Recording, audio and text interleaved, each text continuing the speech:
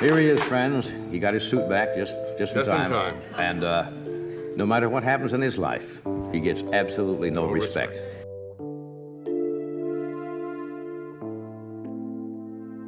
It was 1973.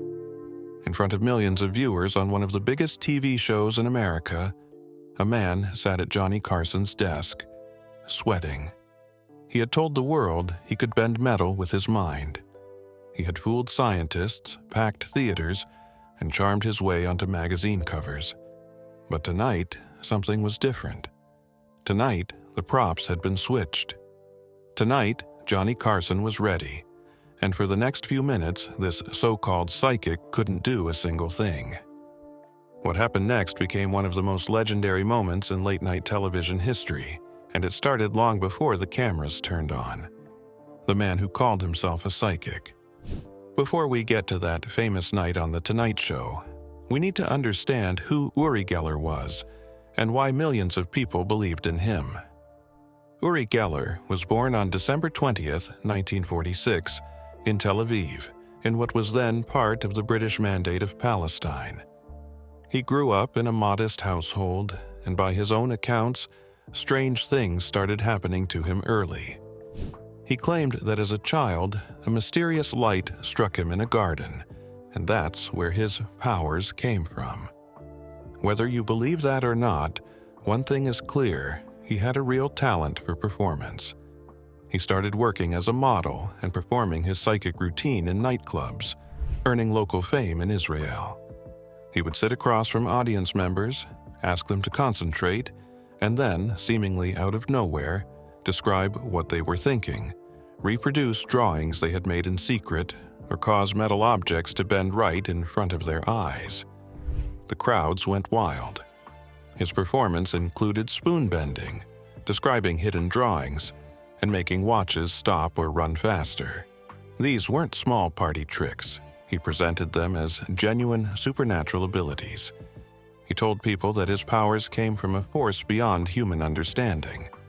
And in some interviews, he went even further, claiming his feats were the result of paranormal powers given to him by extraterrestrials. Now, to a modern audience, that sounds immediately suspicious. But this was the early 1970s. The world was a very different place. People were deeply curious about the supernatural, about ESP, about what the human mind might be capable of. Books about psychic phenomena were bestsellers. TV shows loved a good mystery, and Uri Geller fit perfectly into that moment. Celebrities, politicians, and even scientists lined up to see him perform. His fame grew to such an extent that intelligence agencies took notice. That's not a joke. In 1973, the CIA arranged for Geller to be tested at the Stanford Research Institute, SRI. In a CIA report declassified in 2017, the agency concluded that he had demonstrated his paranormal perceptual ability in a convincing and unambiguous manner. Let that sink in.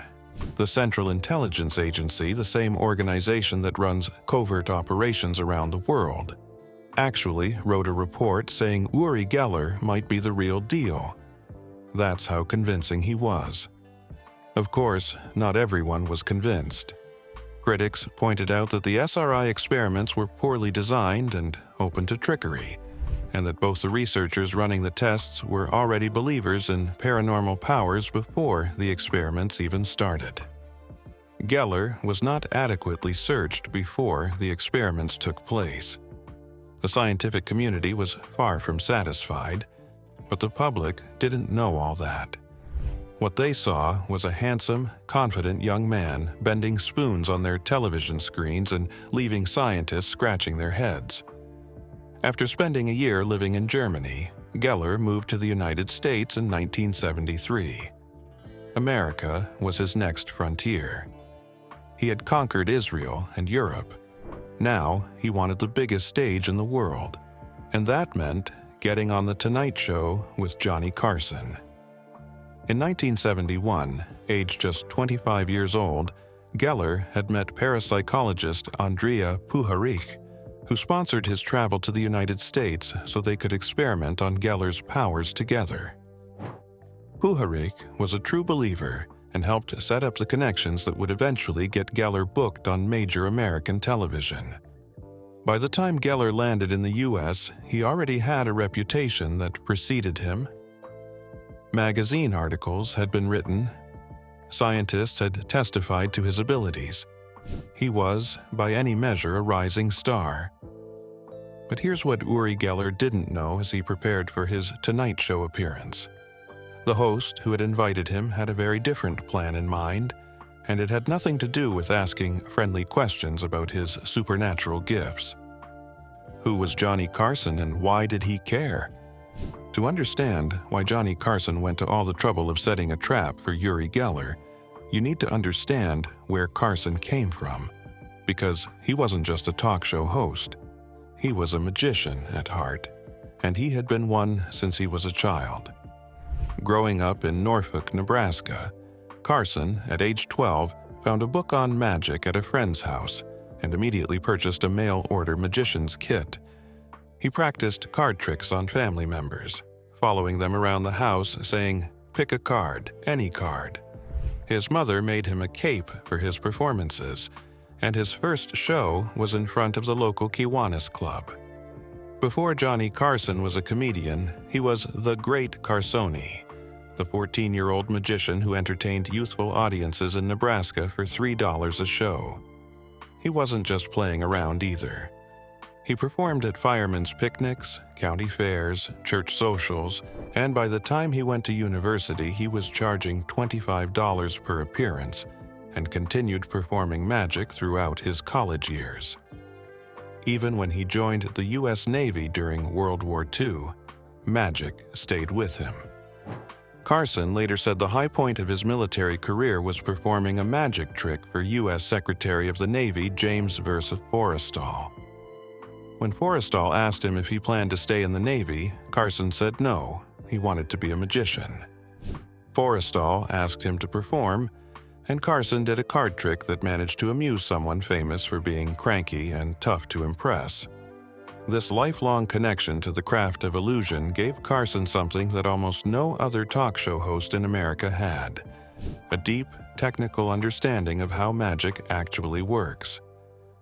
He knew how misdirection operated. He understood how props could be prepared in advance. He could spot a fake from a mile away.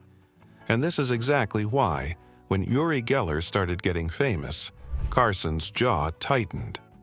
In Carson's opinion, many so-called clairvoyants were simply recreating magicians' tricks. Instead of presenting the craft as an artful illusion, psychics were claiming actual superhuman abilities and charging big money for their services. To Carson, that was the line. Magicians were honest about what they did. They were entertainers. Psychics, on the other hand, were lying to people, preying on their hopes, their grief, and their desire to believe in something bigger than everyday life.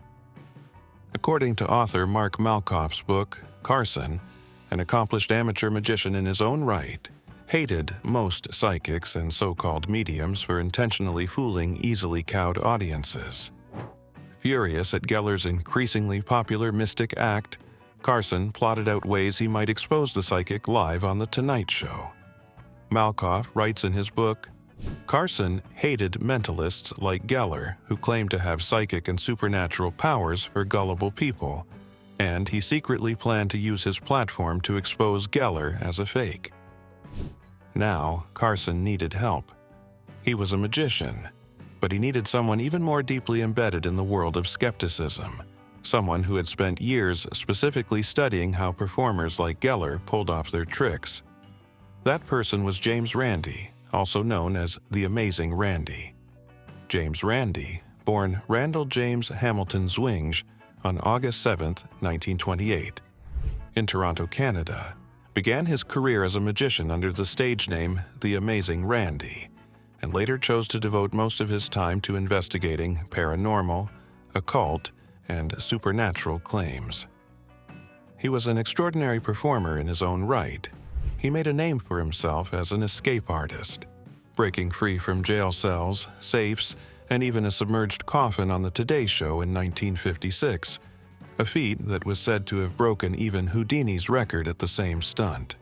But what made Randy truly unique was that he was completely transparent about what he did.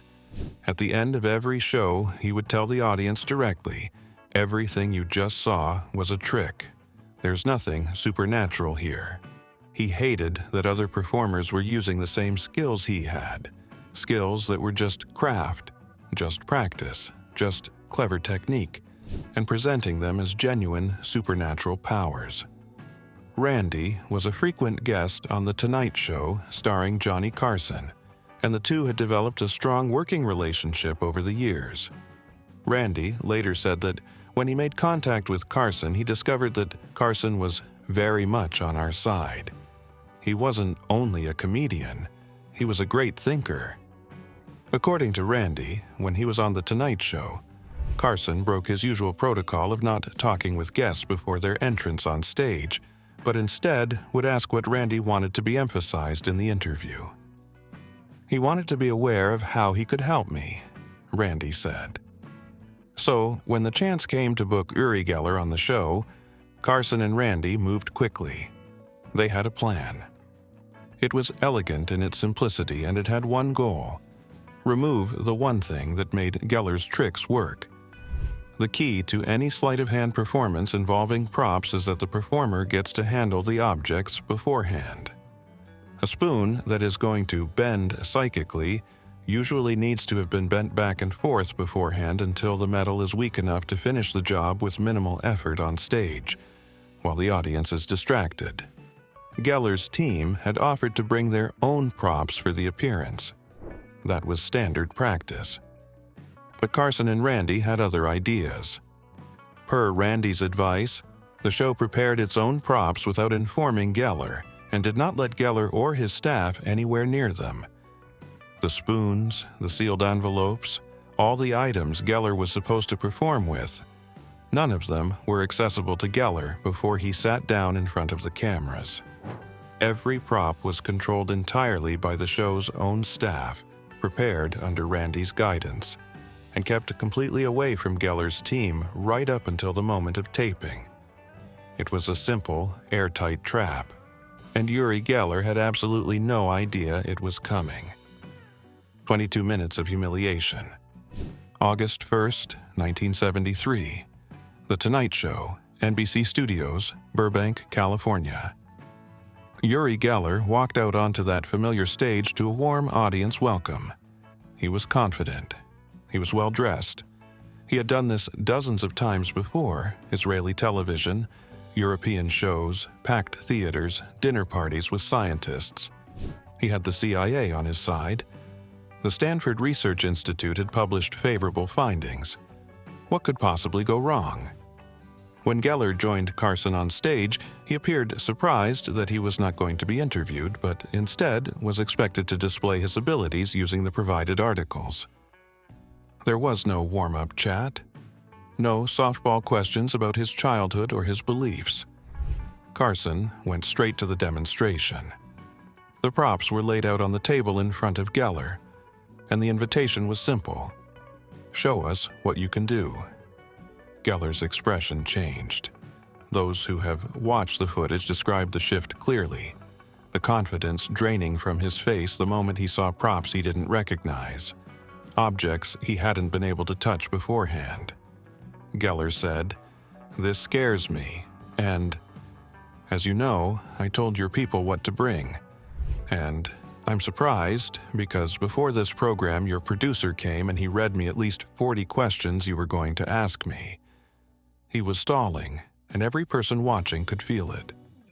What followed was, as one journalist later described it, some of the most uncomfortable television in talk show history. Geller sat there, moving his hands over the objects, concentrating, grimacing, shaking his head. Nothing happened. He tried again. Still nothing. He tried to read the thoughts of audience members. He tried to identify hidden drawings. He came up empty, over and over, for the full length of the segment. Geller was unable to display any paranormal abilities, saying, "I don't feel strong," and expressing his displeasure at feeling like he was being pressed, to perform by Carson. Carson, to his credit, didn't mock Geller or laugh at him. He simply sat there, calm and polite, waiting. That restraint made it worse, not better. There was nowhere for Geller to hide. The audience sensed something was off. The silence between attempts was deafening. He offered up stalls, rationalizations, and alibis, claiming that the mood wasn't right, that he didn't feel strong, or that Carson was pressing him too hard. He suggested that perhaps the energy in the room was working against him. He implied that skeptical intentions from the audience could block his powers. All of it sounded exactly like what it was: excuses from a man who had no tricks left to pull. The New York Times Magazine would later call the segment a legendary immolation, in which Geller offered up flustered excuses to his host as his abilities failed him again and again. When it was finally over, Geller had managed to do precisely nothing. Not one spoon bent, not one sealed drawing correctly identified, not one claimed psychic feat demonstrated, Geller himself later recalled. I sat there for 22 minutes, humiliated. I went back to my hotel devastated. I was about to pack up the next day and go back to Tel Aviv. I thought, that's it, I'm destroyed. Now, here's where the story takes a genuinely strange turn, because what happened next was not what Carson, Randy, or anyone else expected. A funny thing happened after Geller's Tonight Show appearance. His failure made such a splash that he was immediately booked on the Merv Griffin Show and other talk shows. People who wanted to believe in paranormal phenomena talked themselves into Geller's failure as proof that he was psychic. If it were all a trick, they reasoned, he would have just done it. Think about that logic for a second. The fact that he failed to demonstrate his powers became, in the minds of true believers, evidence that his powers were real, because a mere trickster would always succeed. A genuine psychic, on the other hand, could have an off night, couldn't he? To an enthusiastically trusting public, his failure only made his gifts seem more real.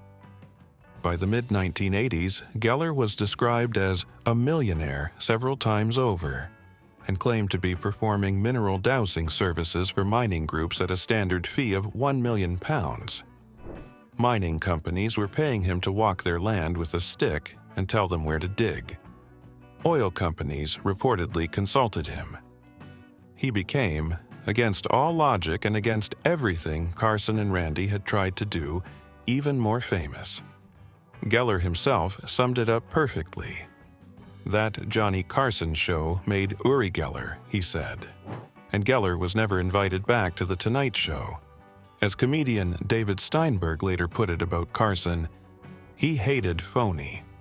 If someone seemed phony to him and he was usually right, he wouldn't have them on the show. Carson's legacy, other frauds he helped expose, and what it all means. The Uri Geller episode was not the only time Johnny Carson's platform was used to pull back the curtain on someone claiming supernatural powers. It became something of a pattern. Carson providing the stage, Randy providing the expertise, and the American public getting a front row seat to some extraordinary unmasking. The most dramatic of these came 13 years later, in 1986. The target this time was a man named Peter Popoff. Peter Popoff was a German-born American televangelist and self-proclaimed faith healer. He had built a massive following in the early 1980s by performing what appeared to be miraculous acts of divine knowledge, somehow knowing the names, home addresses, and medical conditions of random audience members during his sold-out revival shows. He claimed God was revealing this information to him. The reality was considerably less divine. Randy and his team attended one of Popoff's shows with a radio scanner. They discovered that Popoff's wife, Elizabeth, was using a radio transmitter backstage to broadcast information she had gathered from prayer request cards filled out by audience members before the show. Popoff received these transmissions through a concealed earpiece and repeated the information to astonished audience members as if receiving it directly from God. Randy and a private investigator attended one of Popoff's shows in San Francisco, incognito and armed with a radio scanner. They recorded everything. The audio they captured was extraordinary. Elizabeth Popoff's voice whispering names and ailments into the earpiece while her husband performed his miracles on stage. In May 1986, Randy presented the recordings on The Tonight Show starring Johnny Carson. The audience heard Elizabeth Popoff's voice being fed to her husband in real time, telling him exactly what to say. Her voice could be heard as soon as the recording started. "Hello, Petey, can you hear me? If you can't, you're in trouble." She could also be heard using abusive language and laughing at sick audience members. The fallout was immediate and severe. Popoff's ministry's viewer ratings and donations declined sharply after the Carson airing, and in September 1987 he declared bankruptcy, listing more than 790 unpaid creditors and a ministry debt of over $1 million. So, Carson's show had done it again. Taken down a fraudster who was exploiting vulnerable, sick, and desperate people. But there's a painful footnote to the Popoff story that mirrors what happened with Geller. Despite the hard work of religious watchdogs and skeptics such as Randy, even dramatic exposés tend to fade from the public's consciousness. Popoff eventually made a comeback in the late 1990s, and by 2005, his organization was grossing $23 million annually. He's still active today. That pattern, the exposure, the brief collapse, the comeback, points to something that Carson, Randy, and every skeptic after them has had to grapple with. You can expose a faker, but you cannot force people to stop believing. Now, let's talk about something else that made life difficult for psychics and mentalists on television: the problem of plants in the audience. In the magic world, a plant is someone secretly placed in the audience who pretends to be a random volunteer but is actually working with the performer. It's one of the oldest tricks in the book, and it was used frequently by fake psychics appearing on television during the 1970s and 80s. The trick worked like this. An accomplice would sit in the studio audience, and when the performer asked for a random volunteer, they'd respond. The accomplice would then play their part in the demonstration, making the psychic look legitimate in front of millions of viewers. As a prototype for such modern-day skeptic magicians as Penn and Teller, Randy was inspired to do his debunking work partly by walking into a church as a teenager, where the preacher at the front was performing a trick where he pretended to read the minds of people in the audience, using, almost certainly, a plant to make the whole thing look real. This is exactly why the prop control strategy used against Geller was so important. By controlling the objects and not letting Geller near the audience beforehand, Carson and Randy eliminated both the pre-bent prop angle and the possibility of any planted participants. It was a clean, simple method that completely neutralized everything Geller needed in order to perform. As one reviewer of Randy's book on Geller noted, the key lesson was straightforward. The simple method of controlling the props was all it took. Randy's work didn't stop with Carson's show. In 1964, while appearing on a radio show, he had offered $1,000 to anyone who could show scientific evidence of supernatural powers, an amount he would later raise to $10,000 and eventually to $1 million through the James Randi Educational Foundation. The challenge has never been successfully claimed, not once. Across decades of applicants, not a single person has ever demonstrated genuine paranormal ability under properly controlled conditions. Randy was a founding member of CSI Cop, now known as the Committee for Skeptical Inquiry, and was considered a founder of the modern skeptical movement worldwide. Penn Jillette of Penn and Teller famously said, "If not for Randy, there would not be Penn and Teller as we are today. Outside of my family, no one is more important in my life. Randy is everything to me." Randy, passed away on October 20th, 2020, at the age of 92.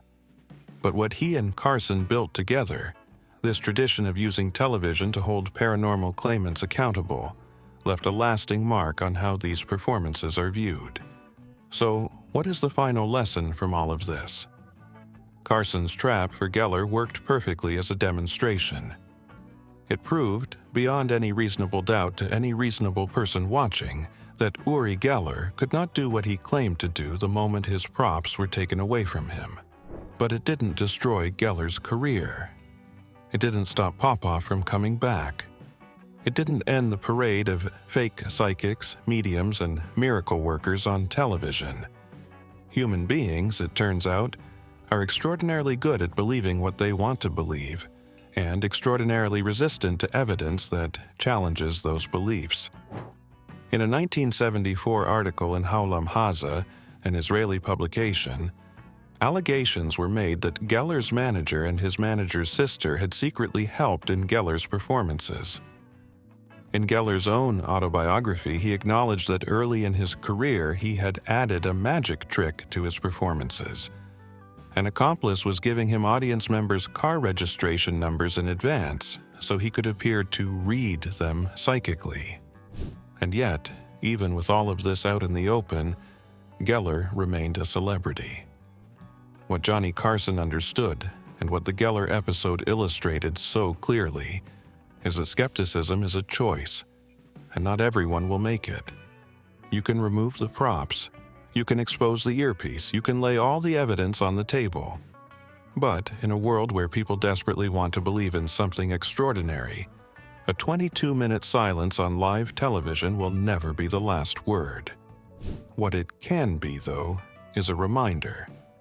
A documented, recorded, permanent reminder that the next time someone walks onto your screen and tells you they can bend metal with their mind, the question to ask isn't, how is he doing it? But rather, what happens when you take his spoons away? The story of Johnny Carson and Uri Geller is often remembered as a moment when television briefly pulled back the curtain on illusion. On that night in 1973, Carson did not shout, argue, or try to embarrass Geller. He simply removed the conditions that made the performance possible and let reality speak for itself. What followed was silence, hesitation, and failure. Something very different from the confident image Geller had built in front of audiences around the world. But the real meaning of this event goes beyond one man or one show. It shows how easily people can be impressed by what they do not fully understand.